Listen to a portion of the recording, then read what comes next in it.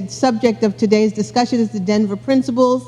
I'd like to quote an excerpt from A Brief History of WHIV Empowerment Movement by Sean Straub, the editor and founder of PAS. He says, "The self-empowerment movement for people with HIV was formally founded with a manifesto written by a group of people with AIDS in 1983, known as the Denver Principles. It outlines rights and responsibilities for people with AIDS and provides recommendations to healthcare professionals, family, and friends. It was later referenced in the World Health Organization's 1986 Ottawa Chapter for Health Promotion, the 1994 UNAIDS Paris Declaration, signed by 42 countries, which outlined the greater involvement of people with AIDS principle, and a 2008 Mexico Manifesto.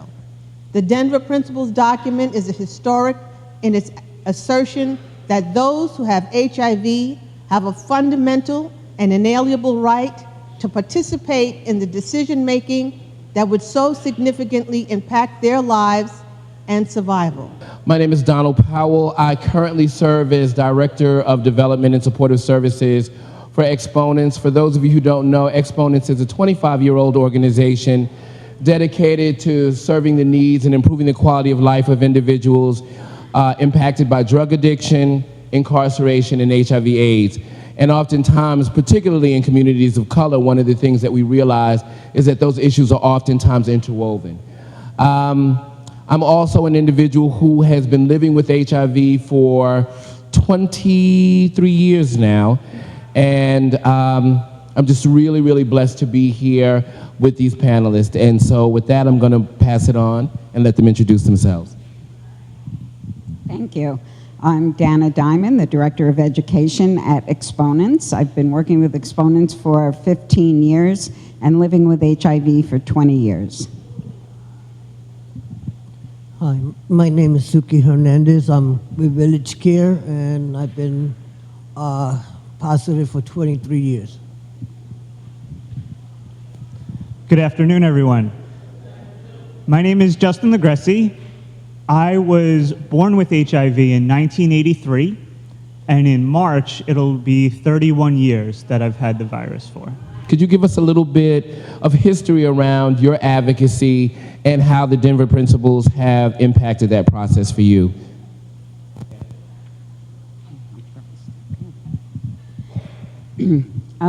Well, actually, it started with the very program that I now have the pleasure of being a part of and working with, the ARRIVE program. I took the ARRIVE program in 1997 and began as a peer over the next year, I'd say, until I got hired full-time in 1998. And since then, I've had various positions within the organization at Exponents that afforded me the opportunity to really have a voice or be the voice for positive people and to be able to be heard. And because of the Denver Principles, we have, I mean, if you just, and I gotta say for 1 minute, if you look at this event that we're having today, this event is possible because of the Denver Principles, this forum itself, and different boards that we sit on. I do sit on a board at the Department of Health, the Quality of Care Committee, where everything that is developed for positive people is informed by those of us who are living with the virus. So it started as a peer, and throughout time, I've been able to be the voice for those who don't have their voice yet, and be able to bring it to the forefront of the issues that really are pertinent to those of us who are living with the virus. Hi, yes, I'm from Village Care, which is our day treatment program. I have been a peer educator since 23 years, and I just feel it's like it's did a lot of advocacy to Albany and everything, so we gotta keep still doing that.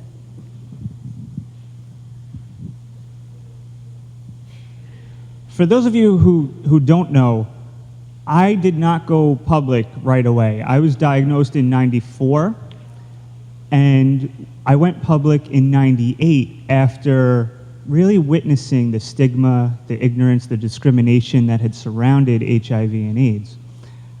Before I get into how the Denver principles impacted my advocacy work, once I went public and started doing the advocacy, started doing the speaking, I wasn't aware of those Denver principles. I didn't know that that document existed, that that history was there. Very quickly, I want to mention a couple people that I see in the audience. Dr. Bob over here, who I was a peer educator for 4 years with his Teen HIV Educators group. Oliver Martin up here, who I helped out with Conscious Contact, and I was part of his board. And through them, I was able to really springboard this advocacy. Once I made it to where I am with the Leadership Training Institute, I was made aware of these Denver principles and how important of a document they were. And it really affected the way I did my own advocacy. I particularly speak to young adults, to the youth, and when I tell them, if you guys look in your program and you see that on rights of people with AIDS, to a full and satisfying sexual and emotional lives as anyone else, and you tell that to a young person, they can't comprehend it.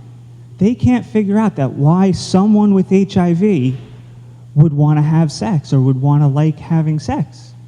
But it's a basic human right for all of us, and no one can take that away from you, regardless of how you have how you have gotten HIV. It doesn't matter.